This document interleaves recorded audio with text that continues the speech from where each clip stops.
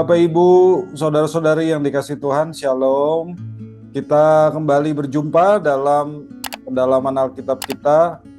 Hari ini kita akan membahas tentang Matius 21 ayat 33 sampai 46. Ya, seperti biasa kita akan baca dulu ayatnya bersama-sama, saudara. Matius 21 mulai dari ayat 33. Dengarkanlah suatu perumpamaan yang lain. Adalah seorang tuan tanah yang membuka kebun anggur dan membuat pagar sekelilingnya. Ia menggali lubang tempat memeras anggur dan mendirikan menara jaga di dalam kebun itu. Kemudian ia menyewakan kebun itu kepada petani-petani, lalu berangkat ke negeri lain. Ketika hampir tiba musim petik, ia mengutus hamba-hambanya kepada petani-petani itu untuk menerima hasil yang menjadi bagiannya. Namun petani-petani itu menangkap hamba-hambanya itu. Mereka memukul yang seorang, membunuh yang lain, dan melempari yang lain lagi dengan batu. Kemudian Tuhan itu menyuruh pula hamba-hamba yang lain, lebih banyak daripada yang semula. Tetapi mereka pun diperlakukan sama seperti kawan-kawan mereka. Ayat 37, akhirnya ia menyuruh anaknya kepada mereka, katanya, anakku akan mereka segani. Ketika petani-petani itu melihat anaknya itu, mereka berkata seorang kepada yang lain, inilah ahli warisnya, mari kita bunuh dia dan kita miliki warisannya. Mereka menangkapnya dan melemparkannya keluar kebun anggur itu, lalu membunuhnya. Apabila tuan kebun anggur itu datang, apakah yang akan dilakukannya dengan petani-petani itu? Ayat 41, kata mereka kepadanya, ia akan membinasakan orang-orang jahat itu, dan kebun anggurnya akan disewakannya kepada petani-petani lain, yang akan menyerahkan hasilnya kepadanya pada waktunya. Kata Yesus kepada mereka, belum pernahkah kamu baca dalam kitab suci? Batu yang dibuang oleh tukang-tukang bangunan telah menjadi batu penjuru. Hal itu terjadi oleh karena Tuhan, suatu keajaiban di mata kita. Sebab itu aku berkata kepadamu, bahwa kerajaan Allah akan diambil dari kamu dan akan diberikan kepada suatu bangsa yang akan menghasilkan buah kerajaan itu. Ayat 44.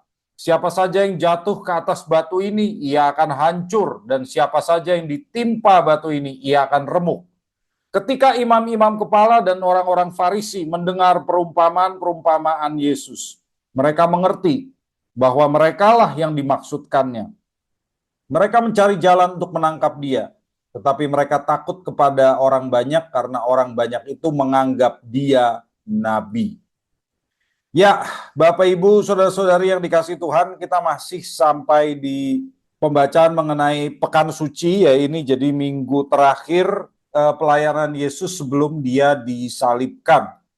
Dan ini masih terjadi di Bait Allah ya saudara, jadi masih bersambung dengan pembahasan yang sebelumnya. Mengenai kebun anggur, sebetulnya kita teringat kalau di Yesaya 5 ayat 1-7 terdapat nyanyian kebun anggur yang mirip dengan perumpamaan yang diceritakan Yesus. Mari kita baca ya. Jadi kita lihat ini sangat mirip. Aku di Yesaya 5 ayat 1-7. Aku hendak menyanyikan nyanyian tentang kekasihku. Nyanyian kekasihku tentang kebun anggurnya. Kekasihku itu mempunyai kebun anggur di lereng bukit yang subur. Ia mencangkulnya dan membuang batu-batunya. Ia menanaminya dengan pokok anggur pilihan. Ia mendirikan sebuah menara jaga di tengah-tengahnya dan menggali lubang tempat memeras anggur. Lalu ia menantikan kebun itu menghasilkan buah anggur. Tetapi yang dihasilkannya ialah buah anggur yang asam. Ayat 3. Sekarang, hai penduduk Yerusalem dan orang Yehuda, adililah antara aku dan kebun anggurku itu. Apakah lagi yang harus kuperbuat untuk kebun anggurku itu, yang belum kuperbuat kepadanya? Aku menantikan dia menghasilkan buah anggur. Mengapa yang dihasilkannya hanya buah anggur yang asam? Maka sekarang aku mau memberitahukan kepadamu apa yang hendak kulakukan kepada kebun anggurku itu. Aku akan menebang pagar durinya, sehingga kebun itu dimakan habis. Aku akan merobohkan temboknya, sehingga kebun itu diinjak-injak. Ayat 6. Aku akan menelantarkannya, tidak dirantingi dan tidak disiangi, sehingga tumbuh onak dan duri.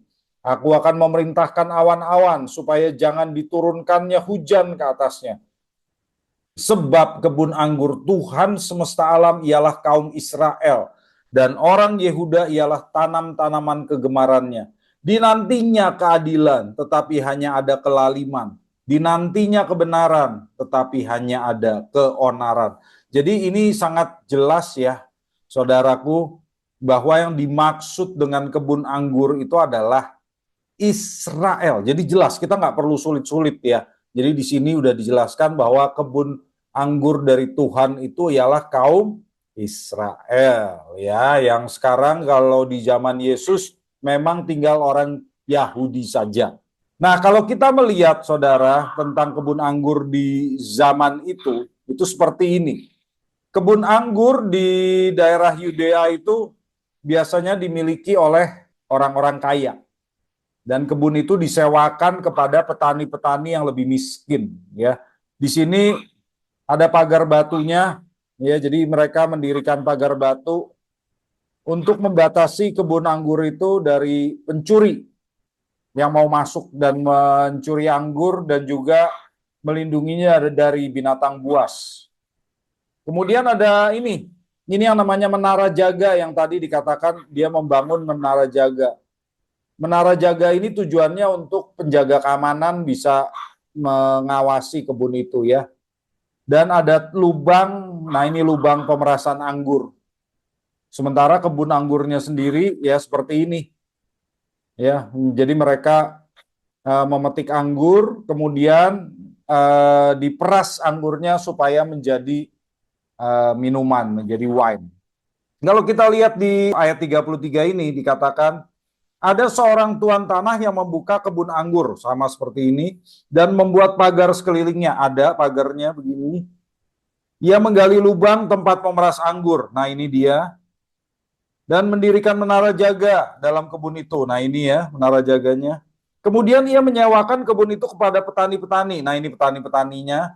Dan berangkat ke negeri lain. Jadi dia keluar negeri, kebunnya ditinggalin. Dan dia membiarkan petani-petani anggur itu mengerjakan kebun tersebut. Ya, sistemnya bagi hasil. Nah, kalau Bapak Ibu lihat ya lubang pemerasan anggur ini cara kerjanya bagaimana? Itu seperti ini. Jadi dulu di daerah Israel sana ya mereka akan mengumpulkan anggur dari kebun yang kalau pada umur tertentu itu akan mengumpulkan ragi yang terbang ya, diterbangkan, ditiup angin yang menempel di buah anggurnya. Jadi buah anggurnya itu sudah ada raginya. Raginya itu dibawa oleh angin dan menempel, kemudian kulit-kulit anggur yang dipetik itu sudah ada raginya. Kemudian anggurnya dikumpulkan di lubang dan diperas. Cara memerasnya bagaimana? Diinjak-injak. Jadi mereka pakai kaki untuk memeras anggurnya. Nanti air anggurnya akan dikumpulkan di lubang ya, lubang pengumpulan anggur. Dan di ujung lubang itu ada serat tanaman seperti dari duri-duri, semak duri yang tujuannya menjadi filter ya, filter untuk supaya kotoran tidak lewat ke lubang penyimpanan anggur itu. Lalu di lubang-lubang ini akan terjadi fermentasi karena kulit anggurnya kan ada raginya. Jadi sudah ada ragi yang disebar ke dalam anggur itu. Kalau ragi itu masuk ke dalam daging buah anggur, maka terjadilah fermentasi. Dan dalam beberapa hari nanti mulailah jus anggur ini berubah jadi wine. Berubah jadi wine, dan kalau nanti sudah gelembung udaranya muncul ya beberapa hari setelah gelembung udaranya hilang, maka jus anggur ini sudah jadi wine, lalu dikumpulkan di bejana-bejana, ya. Maka mereka membuat wine itu begini kalau di Israel zaman dulu. Jadi diinjak-injak ya anggurnya. Tapi karena ini sudah difermentasi, jadi kita nggak menganggapnya sebagai kotor gitu ya. Kalau memang ini hanya jus anggur saja, maka itu memang jorok gitu ya. Tetapi karena sudah difermentasi jadi wine, maka ini jadi memang jadi minuman yang beralkohol gitu ya. Jadi tidak lagi kotor gitu. Nah, di ayat 34 dikatakan, ketika hampir tiba musim petik, ya, ketika hampir tiba musim petik, ia mengutus hamba-hambanya kepada petani-petani itu untuk menerima hasil yang menjadi bagiannya. Jadi kalau kita lihat yang diceritakan oleh Tuhan Yesus ini, penyewaan kebun ini dengan sistem bagi hasil, saudara. Jadi si tuan tanah ini menyewakan kebun kepada petani-petani anggur, lalu sistemnya bagi hasil. Ketika musim petik tiba, pemilik kebun itu mengutus hamba-hambanya untuk mengambil bagian buah anggur yang jadi haknya. Jadi bagi hasilnya itu anggurnya sebagian mau diambil sama pemilik kebun. Ini sebetulnya ilustrasi, saudara. Ya, ini adalah suatu ilustrasi, yaitu Allah sebagai pemilik kebun mengharapkan Israel, yaitu kebun anggurnya, menghasilkan buah, saudara. Lalu siapa hamba-hamba Allah ini? Inilah para nabi. Jadi para nabi adalah orang-orang yang diutus oleh Allah kepada bangsa Yahudi. Lalu apa yang dimaksud dengan buah? Kalau buah yang diinginkan oleh Allah itu kebenaran atau keadilan, ya, di Matius 5 ayat 20 itu berbicara soal kebenaran. Pekerjaan baik itu di Kolose 1 ayat 10. Karakter yang baik itu buah roh, ya, Galatia 5 ayat 22 sampai 23. Kemudian buah juga bisa berarti jiwa-jiwa baru sebagai murid, ya, yang ada di amanat agung, Matius 28 ayat 19 sampai 20. Amanat agung Tuhan bahwa jadikanlah semua bangsa muridku, atau muridkanlah, pergilah dan muridkanlah segala bangsa. Itu adalah amanat agung Tuhan, berarti kita juga dipanggil untuk menghasilkan buah berupa jiwa-jiwa baru. Itu yang dikehendaki oleh Tuhan sebagai pemilik kebun. Tetapi yang terjadi sungguh di luar nalar gitu ya, di luar apa yang diperkirakan oleh pemilik kebun tersebut. Ayat 35. Namun petani-petani itu menangkap hamba-hambanya itu, mereka memukul yang seseorang, membunuh yang lain, dan melempari yang lain lagi dengan batu. Waduh, kok begini ya? Ini suatu kejadian yang nggak biasa, saudara. Karena di zaman itu, di zaman Israel kuno, biasanya pemilik kebun yang sering bertindak kejam terhadap penyewa-penyewa kebunnya. Jadi harusnya, ya, yang lebih sering terjadi adalah hamba-hambanya si pemilik kebun itulah yang akan merebut hasil bumi dan memukuli petani-petani anggur itu. Itu yang lebih sering terjadi, saudara. Di zaman itu itulah yang terjadi. Tetapi di perumpamaan ini posisinya dibalik oleh Yesus. Sehingga yang kejam adalah penyewanya. Penyewanya yang lebih kejam daripada pemiliknya. Jadi ini sesuatu kalau yang didengar oleh orang-orang Yahudi di zaman itu, ini sesuatu yang nggak biasa terjadi.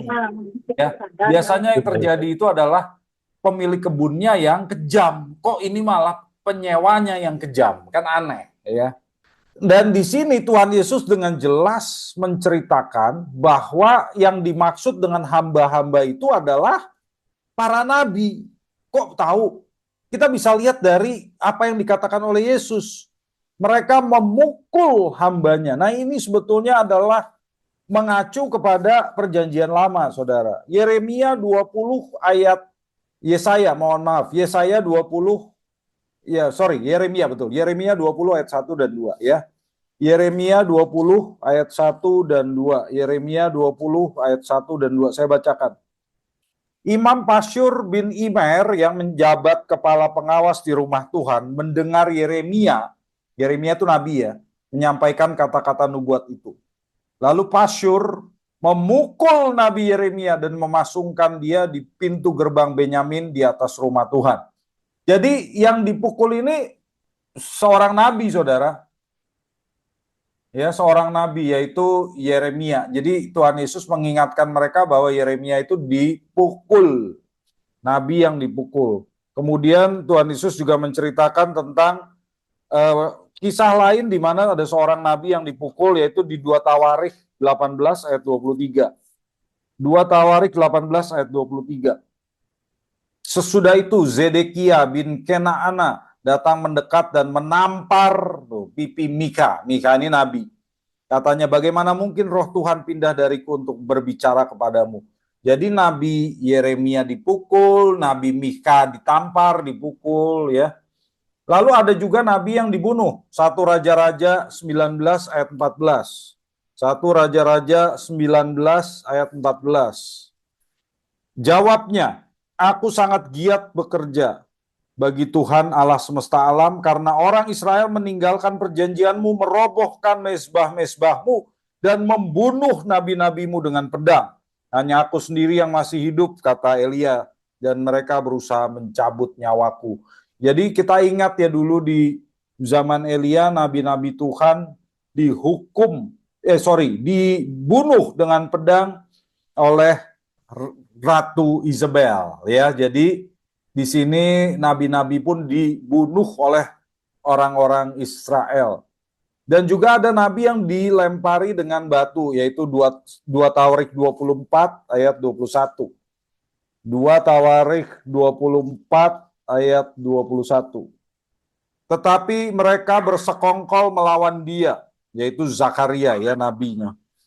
Lalu atas perintah raja mereka melempari dia dengan batu di pelataran rumah Tuhan ya. Jadi di sini nabi juga dilempari dengan batu. Jadi Tuhan Yesus sebetulnya menceritakan ini untuk menggambarkan bahwa nabi-nabi Israel itu diperlakukan dengan kejam oleh orang-orang Yahudi, dan Tuhan akan meminta pertanggungjawaban dari orang-orang Yahudi itu, yang di sini diwakili oleh para pemuka agama Yahudi yang telah memperlakukan nabi-nabi dengan kejam. Karena yang mendengarkan Yesus di sini adalah pemuka agama Yahudi. Imam-imam kepala, ada orang Farisinya juga di situ ya.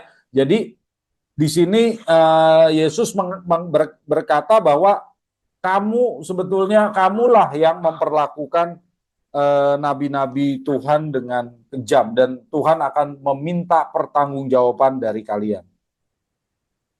Oke, ayat 37. Apa yang terjadi, saudara? Akhirnya, ayat 36 dulu ya. Ayat 36 dikatakan, kemudian Tuhan itu mengutus pula hamba-hamba yang lain lebih banyak daripada yang semula. Nah, Tuhan mengutus nabi-nabi lain ya, lebih banyak. Tetapi mereka pun diperlakukan sama seperti kawan-kawan mereka. Jadi nabi-nabi yang diutus oleh Tuhan sama dibunuh juga oleh mereka. Akhirnya kata ayat 37, ia Tuhan mengutus anaknya kepada mereka. Katanya, anakku akan mereka segani. Jadi di sini Yesus menjelaskan bahwa dialah anak Allah yang tunggal, ya, dia yang ilahi. Jadi dengan kata lain, Yesus jelas menyatakan bahwa dialah anak yang disebut itu. Ya, setelah nabi-nabi dibunuh oleh orang-orang Yahudi, Allah Bapa mengutus anaknya dengan harapan anaknya ini dipercaya dan dihormat. Dengan kata lain, Yesus menyatakan dirinya sebagai anak yang diutus Allah dan harus dihormati oleh orang-orang Yahudi. Itu pernyataan langsung oleh Yesus. Dia sudah terang-terangan karena waktunya sudah tidak banyak lagi. Dia sudah terang-terangan menyatakan yang namanya anak Allah itu ya dia sendiri gitu ya. Tapi apa yang terjadi? Ayat 38 dan 39. Ketika petani-petani itu melihat anaknya itu, mereka berkata seorang kepada yang lain, inilah ahli warisnya. Mari kita bunuh dia dan kita miliki warisannya. Ayat 39. Mereka menangkapnya dan melemparkannya keluar kebun anggur itu lalu membunuhnya. Lah ini jahat sekali mereka ya. Para petani anggur itu yang di sini melambangkan pemuka agama Yahudi mengenali loh anak pemilik kebun ini anaknya gitu. Ini anaknya. Jadi Tuhan Yesus mengatakan bahwa sebetulnya para pemuka agama itu tahu bahwa dia itu anak Allah. Tapi mereka bukannya percaya kepada dia, malah membunuhnya. Tuh. Tujuannya apa? Kalau kita kan baca bahasa Indonesia kesannya nggak masuk akal gitu ya. Kita bunuh dia supaya kita miliki warisannya, kan aneh. Memangnya dengan membunuh anak itu warisannya jadi milik mereka? Kan enggak. Nah, dalam bahasa asli ini lebih jelas. Schomentin klironomia naftu. Jadi artinya supaya kita dapat merebut warisannya, bukan memiliki warisannya. Jadi para petani anggur itu ingin merebut warisan dari yang seharusnya dimiliki oleh anak dari tuan tanah, pemilik kebun. Jadi ini melambangkan bagaimana para pemuka agama Yahudi akan menuduh Yesus sebagai Mesias palsu. Sebetulnya mereka tahu Yesus itu anak Allah, cuma ini dijadikan alasan bahwa Yesus itu Mesias palsu supaya bisa ditangkap dan dihukum mati. Ini tujuannya apa? Mereka mau merebut warisannya Yesus, warisan yang sesungguhnya punya Yesus. Apa itu? Kalau Yesus jadi raja, maka semua yang mereka kuasai itu mereka khawatirkan akan hilang. Dan mereka harus mempertahankan itu. Jadi merebut apa yang sesungguhnya milik Yesus. Mereka pertahankan apa yang ada pada mereka yang seharusnya itu miliknya Yesus. Ya, jabatan, kekuasaan, otoritas sampai umat Yahudi. Ya, mereka khawatir itu akan terlepas apabila orang banyak mengangkat Yesus sebagai raja. Jadi Bapak Ibu yang dikasih Tuhan, di sini Tuhan Yesus kembali mengulangi nubuatnya. Karena Tuhan Yesus sudah berkali-kali loh menyampaikan nubuat bahwa dia akan dibunuh oleh para pemuka agama Yahudi. Contohnya di Matius 16 ayat 21, 17 ayat 23, bahkan pasal sebelumnya 20 ayat 18. Tapi itu bentuknya perumpamaan gitu ya. Kalau yang sekarang, tadinya kan Yesus cuma berkata anak manusia akan diserahkan dan dibunuh. Kalau sekarang Yesus menceritakan dalam bentuk perumpamaan. Tapi jelas sekali dia mengatakan dia akan dibunuh oleh orang-orang Yahudi.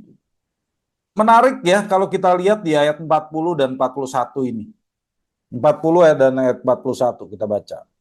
Apabila tuan kebun anggur itu datang, apakah yang akan dilakukannya terhadap petani-petani itu? Jadi Yesus bertanya kepada para pemuka agama itu. Jadi lucu ini ya. Jadi Yesus sudah bercerita, lalu Yesus tanya, oke, menurut kamu apa yang akan dilakukan oleh tuan kebun anggur itu kalau dia datang? Kan dia lagi keluar negeri. Kalau dia datang, apa yang akan dia lakukan? Kok Yesus nanya sih? Tujuannya adalah untuk menaruh perkataan hukuman atas tindakan mereka memperlakukan para nabi dan anak Allah dengan kejam itu dari mulut mereka sendiri.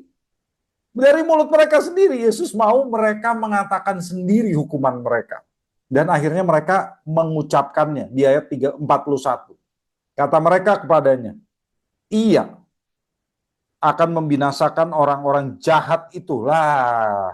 Dan kebun anggurnya akan disewakannya kepada petani-petani lain yang akan menyerahkan hasilnya kepadanya pada waktunya.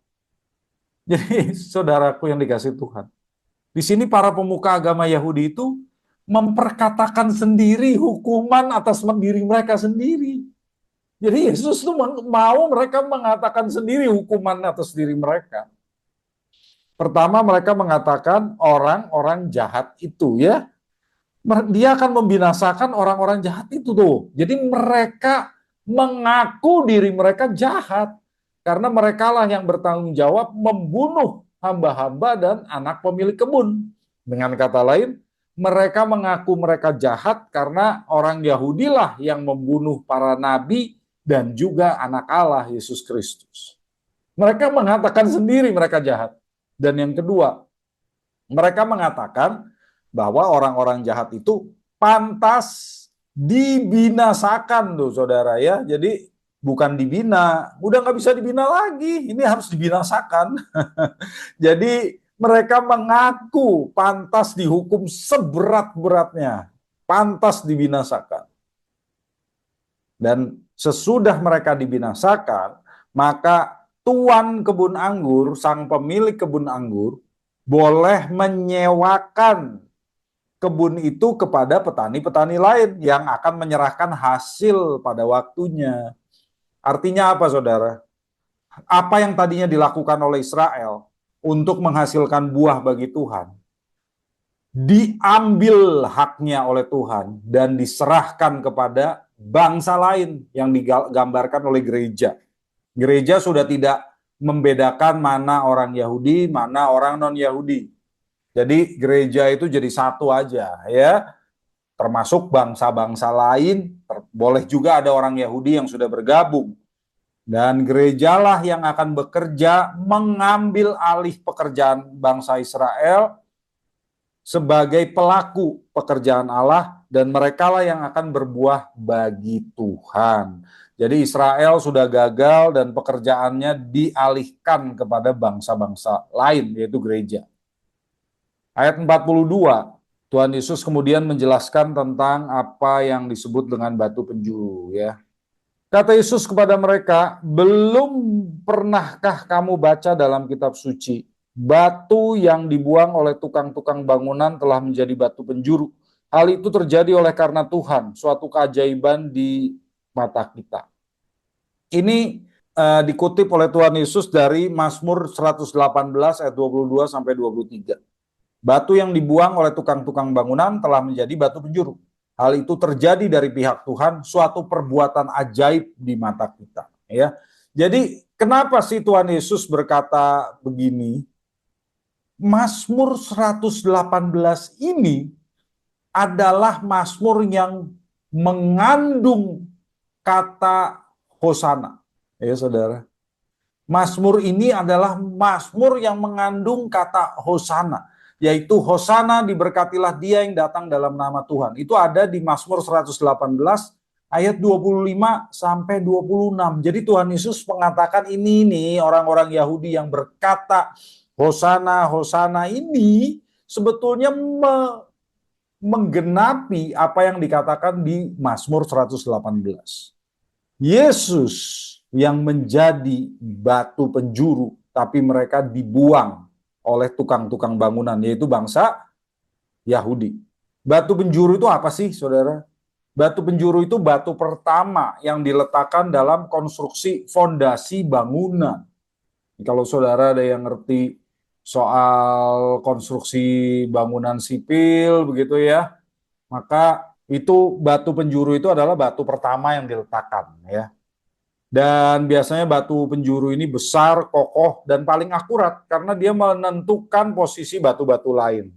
Biasanya terletak di sudut, lalu batu-batu lain yang di pondasi itu disusun berdasarkan batu penjuru itu. Itu konstruksi dari zaman dahulu ya, seperti itu. Yesus mengatakan, aku ya, batu penjuru itu aku yang disingkirkan, dibuang. Batu penjuru yang menggambarkan Yesus, berarti Yesus adalah dasar gereja, saudara. Tapi para pemuka agama Yahudi menolak dan membuang dia, karena mereka mau bangun bangunan yang lain. Mereka nggak mau mengikuti apa yang dibangun oleh Allah dengan Yesus sebagai batu penjurunya. Mereka mau bangun bangunan yang lain, bukan bangunannya Allah. Ayat 43. Sebab itu aku berkata kepadamu bahwa kerajaan Allah akan diambil dari kamu dan akan diberikan kepada suatu bangsa yang menghasilkan buah kerajaan itu. Jadi Yesus menyimpulkan apa yang diartikan dari perumpamaan yang disampaikannya. Satu, para pemuka agama Yahudi telah gagal memenuhi tanggung jawab mereka kepada Allah karena mereka tidak bertobat saat Mesias datang membawa kerajaan Allah, bahkan membunuh sang Mesias. Sehingga kerajaan Allah itu akan diambil dari orang-orang Yahudi dan diserahkan kepada suatu bangsa. Nah, suatu bangsa ini adalah gereja yang berisi orang-orang Yahudi dan non-Yahudi. Kok bisa gereja itu bangsa? Kita lihat aja 1 Petrus 2 ayat 9. Ya, karena kita kan katanya gereja itu kan banyak bangsa ya. Kita orang Indonesia, ada orang Amerika, ada orang Jepang, ada orang Cina gitu ya. Tetapi kalau kita baca saudara di 1 Petrus 2 ayat 9, coba kita lihat. Namun kamulah bangsa yang terpilih tuh kan. Bangsa yang terpilih, imamat yang rajani, bangsa yang kudus, umat Allah sendiri.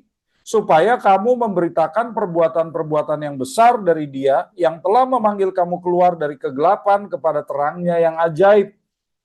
Jadi jelas bahwa gereja adalah bangsa terpilih yang akan menghasilkan buah. Gereja adalah tempat Allah memerintah di dunia ini. Jadi kalau kita ditanya kerajaan Allah sudah datang atau belum, ya sudah. Gerejalah yang menjadi tempat Allah memerintah atas dunia ini sekarang. Itu kerajaan Allah. Kerajaan Allah yang sekarang. Nanti kerajaan Allah yang penuh, lengkap akan datang ketika Yesus datang kedua kalinya. Tapi sekarang Yesus sudah datang membawa kerajaan Allah dan itu tempat Allah memerintah itu adalah gereja, bukan lagi Israel. Ayat 44, saudara. Siapa saja yang jatuh ke atas batu ini, ia akan hancur. Dan siapa saja yang ditimpa batu ini, ia akan remuk. Ini sebetulnya kalau kita baca, ini berhubungan dengan ayat 42, batu penjuru ya. Tetapi disela oleh ayat 43. Jadi banyak pakar yang berkata semestinya ayat 44 ini ditempatkan di atasnya ayat 43. Dan kalau Bapak Ibu baca di Alkitab Bapak Ibu, ayat 44 ini ada tanda kurung sikunya. Itu sebagai tanda bahwa tidak semua manuskrip Alkitab punya ayat ini. Jadi di beberapa manuskrip tidak ada ayat ini ya. Memang ayat ini posisinya aneh karena nggak nyambung ya. Seharusnya ini adanya di atasnya ayat 43. Maka di beberapa manuskrip asli Alkitab ini nggak ada. Ya, ayat 44 ini tidak ada. Sesungguhnya Yesus kalau ayat ini benar-benar ada di teks aslinya, Yesus mengutip Yesaya 8 ayat 14 dan 15. Yesaya 8 ayat 14 dan 15. Saya bacakan ya. Yesaya 8 ayat 14 15. Ia akan menjadi tempat kudus, tapi juga batu sentuhan dan batu sandungan bagi kedua kaum Israel itu, serta menjadi jerat dan perangkap bagi penduduk Yerusalem. Banyak di antara mereka akan tersandung tuh ya, tersandung, jatuh dan luka parah, terperangkap dan tertawan ya. Jadi di sini sebetulnya yang dikatakan oleh Tuhan Yesus adalah ada orang yang tersandung jatuh ya ke atas batu ini. Artinya orang-orang yang tersandung pada Yesus itu akan dihakimi. Kalau Yesus membuat mereka ya yang Yesus yang seharusnya mereka percayai malah mereka tolak, mereka tersandung, maka mereka akan dihakimi. Lalu mereka akan ditindih katanya ya, ditimpa oleh batu ini. Artinya Yesuslah, batu inilah yang akan menghakimi mereka. Kalau di tempat orang Yahudi dulu, kalau orang dihukum dengan dilempari batu, tapi nggak mati-mati, maka dia akan ditindih dengan batu supaya remuk sekalian.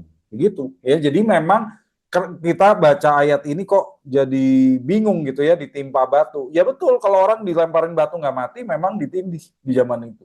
Artinya Yesus yang menghakimi mereka. Ayat 45 dan 46, kita lihat, mereka bukan orang bodoh ini pemimpin-pemimpin agama ini. Mereka ngerti itu tentang mereka. Ya, ayat 45.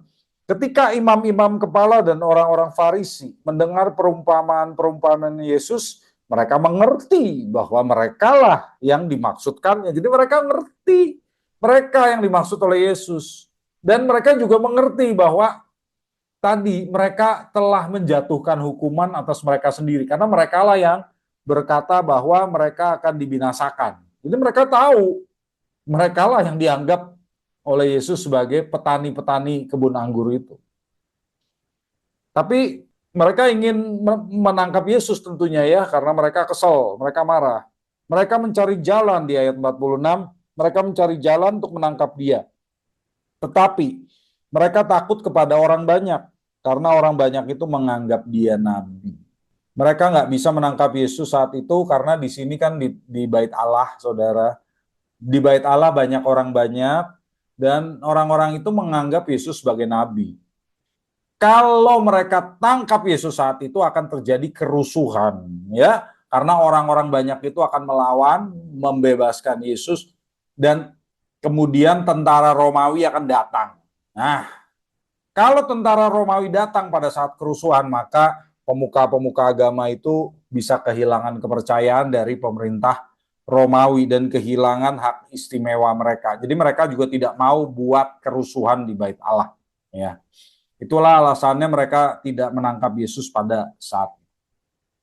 Apa yang dimaksud dengan perumpamaan ini, saudara? Apa yang dimaksud dengan perumpamaan ini? Aplikasinya adalah seperti ini. Aplikasinya seperti ini. Ini tentang misi kerajaan Allah, saudara. Kerajaan Allah itu kan pemerintahan Allah sebagai raja bukan cuma atas Israel seperti di Perjanjian Lama, tapi atas dunia ini. Nah, pemerintahan Allah itu harus dimanifestasikan di dunia nyata. Dulunya Israel itu umat pilihan Allah. Umat pilihan Allah. Tujuan dan tugasnya apa? Bersaksi tentang Allah. Bersaksi tentang kebaikan Allah. Bersaksi tentang kehendak Allah kepada manusia supaya bangsa-bangsa lain bertobat dan mengenal Allah Israel. Percaya kepada Allah Israel.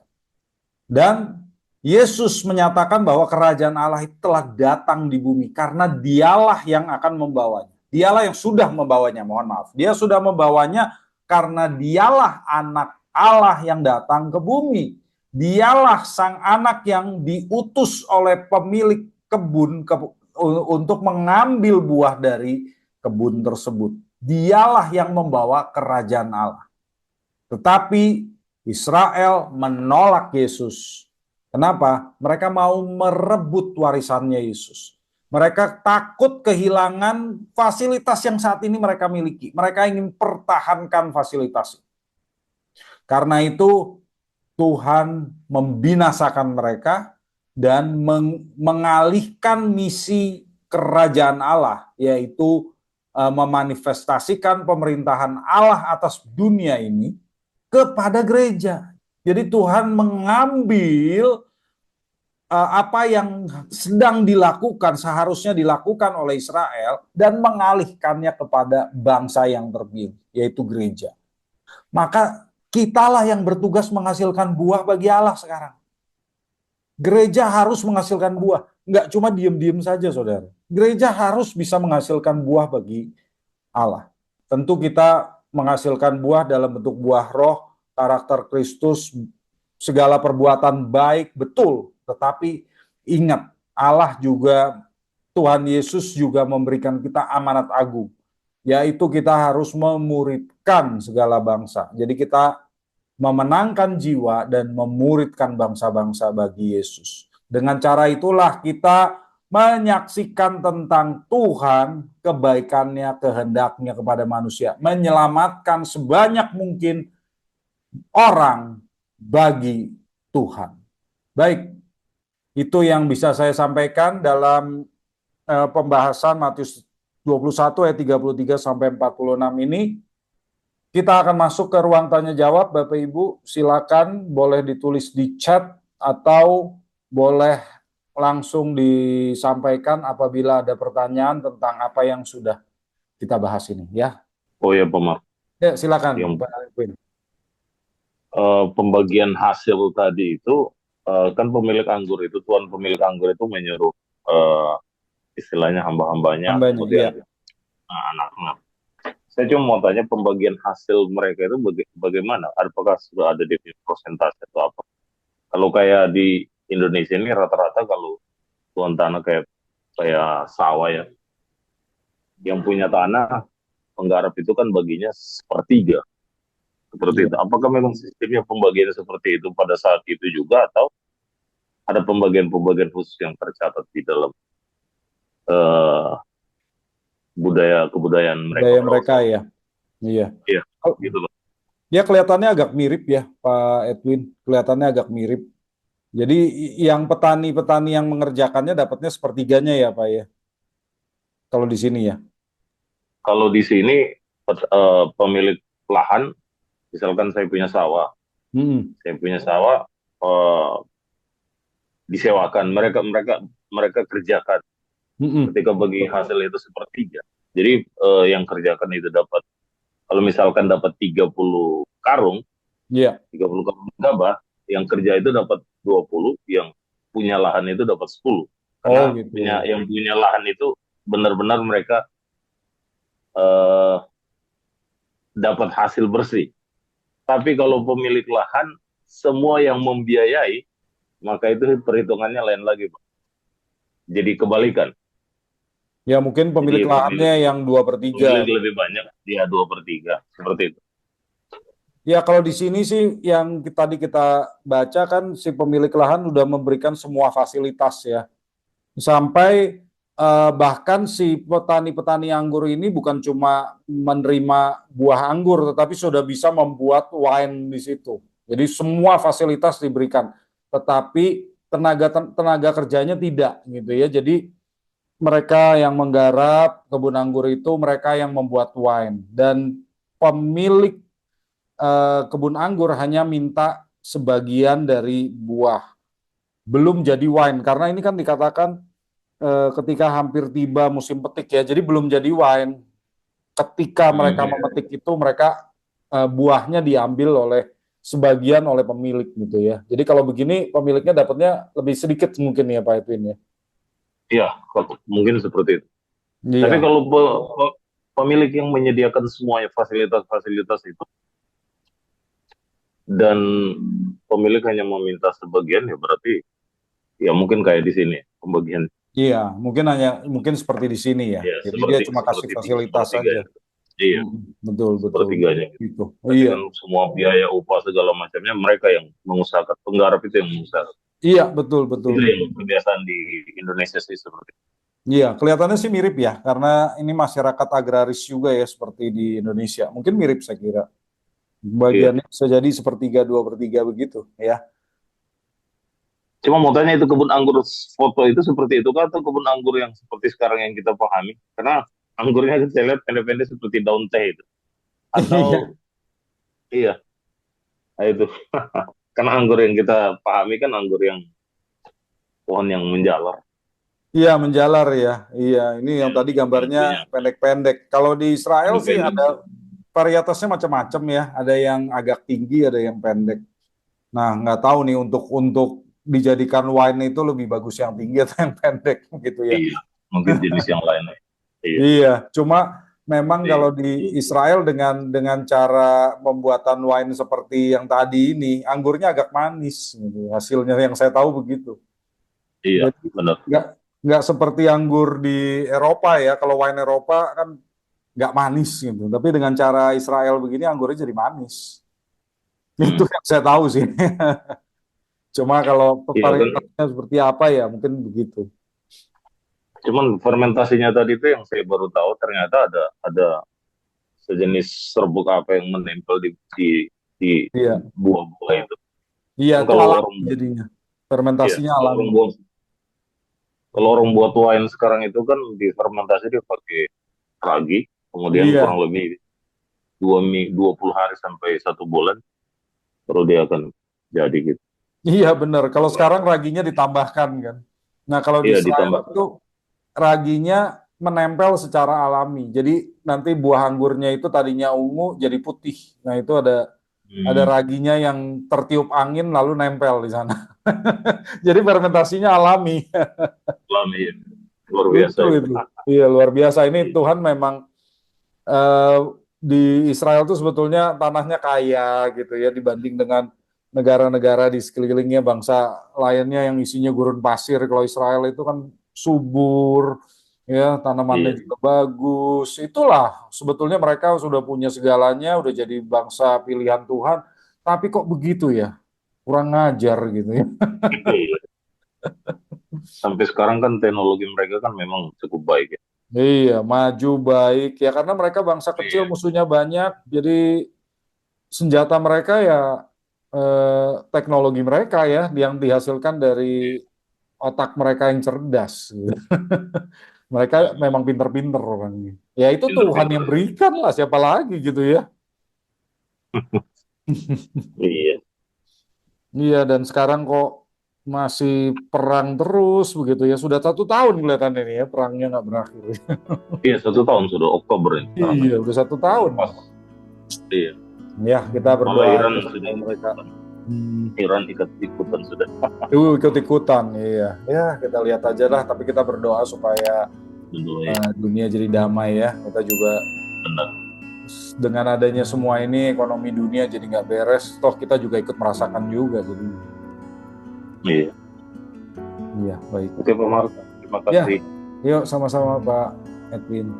Kita akan akhiri ya. Bagi saudara-saudari yang terpanggil untuk mendukung pelayanan Elevate dapat memberikan persembahan ke rekening BCA nomor 319 025 1585 atas nama GBI The City Tower. Saudara dapat pula men-scan QR Code yang tampil di layar dengan aplikasi-aplikasi yang mendukung Kris.